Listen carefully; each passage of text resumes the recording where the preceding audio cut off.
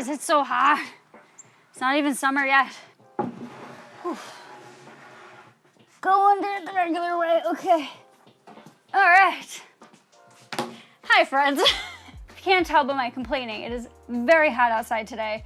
And I was supposed to do work on the roof of the shop, but it is too hot to climb up there today. So instead, we're gonna do a woodworking project. Yay! I have been saving this gorgeous piece of live edge walnut for a special project. I haven't been sure of what to use it for yet, but my boss at my full-time job actually just told me that him and his wife have been looking to get a live edge mantle for their new fireplace, which they just renovated, and this piece would be perfect for that project. So this weekend, I'm gonna turn this piece of walnut into a live edge floating fireplace mantle for my boss. I hope it comes out really well because I don't wanna get fired. I should be able to get this done in one weekend though, so let's get started. Right.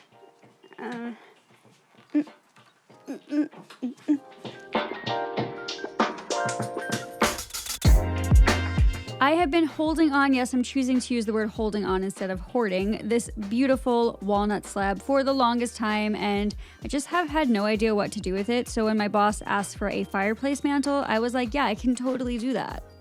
Now, before we dive on in, I just want to mention that if you are looking to make a project like this one, you can find all of the materials and tools as well as a step-by-step for this project on my website by clicking on the link below this video. But diving back on into this build, so the first thing I wanted to do was cut a straight edge so that I had one flat edge that would lay flush against the fireplace. I started this by placing some foam board insulation on the floor as a backer for my saw, and then I measured how deep I needed the slab to be based on the bracket that I chose for this particular build, and we'll talk more about that later. At this point, I then cut my straight edge using my circular saw on a track. You can use a circular saw with a guide for this. Either way, my circular saw definitely did not get through this thick piece of wood in one cut. So I did end up flipping it over and then finishing the cut on the other side, and it actually worked out really well. After cutting the slab to size, I decided to do this totally optional thing where I ran the entire slab through my surface planer. I did this just to make the sanding portion of this project way quicker, but if you don't have a surface planer in your shop, there are a couple of things you can do to make sanding much easier later. I cover a lot of that in my resin river table video on my channel, so check that out if you're interested. After running the slab through the planer, it was time to focus on the live edge, and luckily this slab actually did not have any bark on it, but it did have a lot of really fun character in the form of bug holes and crevices that I decided to clean out using my Dremel Versa and some scrubbing accessories that I got as part of Home Depot's prospective program. For the rest of that live edge slab though, I did just finish sand at 400 grit, and then I also made sure to go back and re-clean out any of those cracks and crevices that gathered some sawdust during that finish sanding process. Knowing the style of the house and the fireplace that this mantle is going on, I really wanted to keep some of that really funky character in the live edge, such as those bug holes and those cracks and those grooves. So I decided, instead of sanding them completely flat, to fill them with a 5-minute epoxy product that I tinted using some brown tinted powder. This epoxy product is awesome. I was able to pick it up at Home Depot, and I was able to sand it flat within a couple of minutes, which definitely made my life so easy.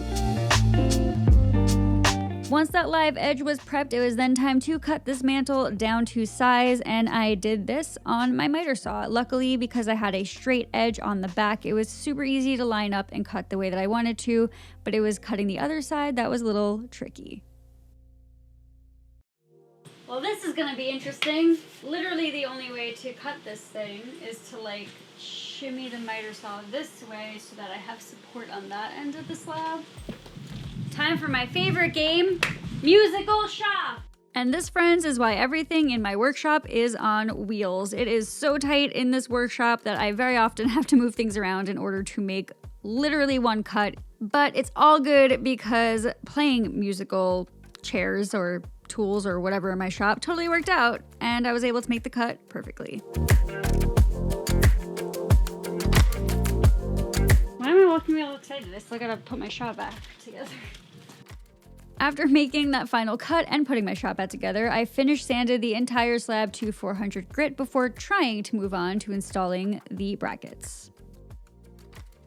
Well, that's not gonna work. So I was going to end my day by drilling the holes for the bracket for the floating mantle, which looks like this. We'll talk about it more when I drill. But I just realized that since I am in the middle of this shop makeover, I didn't charge any batteries for my drill.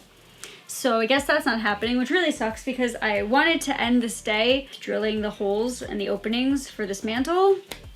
But I guess that's just gonna have to wait until tomorrow. So tomorrow I will drill the holes in the mantle and then finish the mantle with furniture finish, and then we'll wait for the furniture finish to cure and time for install. So I guess I'll see you tomorrow. See you later, friends. After giving myself and my batteries a night to recharge, see what I did there?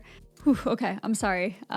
Anyway, but for real, after letting my batteries recharge overnight, I came back the next day and it was time to install the bracket that I ordered for this particular mantle. This thing was awesome. I will link it in the materials list on my website.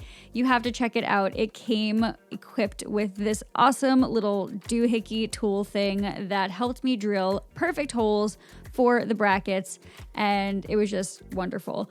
Legitimately, all I needed to do was mark where I needed to make my holes for the pegs on the bracket, and then use the guide to start the openings, and then remove the guide and basically just bored out that hole to the final depth that I needed before running a dry fit to make sure that everything fit together. And surprisingly enough, this was super easy, which doesn't tend to happen that often, and I was really, really happy. I mean, seriously, 11 out of 10 would highly recommend. The only thing that I would personally probably do differently if I were to build this again would be I wanted that bracket to really be centered as possible for the thickness of the piece. As you can see, it is laying a little low. It ended up not really mattering at all or being a big deal. It was just a personal thing of mine, so I'd probably just do a better job of measuring that out if I were to make this project again. But anyway, not going to be too hard on myself because this next part of the project I kind of went above and beyond. I really wanted this bracket to sit within the piece so that the mantle could be as flush to the fireplace as possible. So I decided to use my palm router to route out a groove that was slightly wider than the bracket that I was installing to allow for some wood movement, and then it was able to sit in there pretty flush. And I legitimately could not have been happier with the way that this whole situation in the back of the mantle turned out. I honestly was pretty surprised at how well the dry fit worked and could not wait to get this thing installed, but first I had to remove the bracket and then finish the entire slab. I used Walrus Oil's furniture finish. I'm literally obsessed with it. Allowed that to cure for about 2 days, and then it was time to install this mantle in my boss's house. In terms of the bracket installation, I just attached the bracket to the fireplace using specific fasteners for his specific fireplace. I know that that's not specific enough, as if I haven't used that word 10 times, but my best advice is to just do your research on what fasteners would be the best for the material that you have on your fireplace before installing a project like this. That being said though, once that bracket was in place, we just slid the mantle onto those pegs and it fit like a glove. This was such a perfect project for that perfect walnut slab that, yes, I was hoarding in my workshop. I am so happy with the way this turned out, and my boss is also stoked. I am so happy that they're happy with it, and I really could not have asked for a better end product. I really hope that you all love this project as much as my boss and his family did. If so, please make sure to subscribe to my channel for more projects in the very near future. There are some really epic builds coming up on the channel very soon that I cannot wait to share with all of you. In the meantime though, friends, thank you all so much for watching. I will see you soon with another project, and happy DIYing.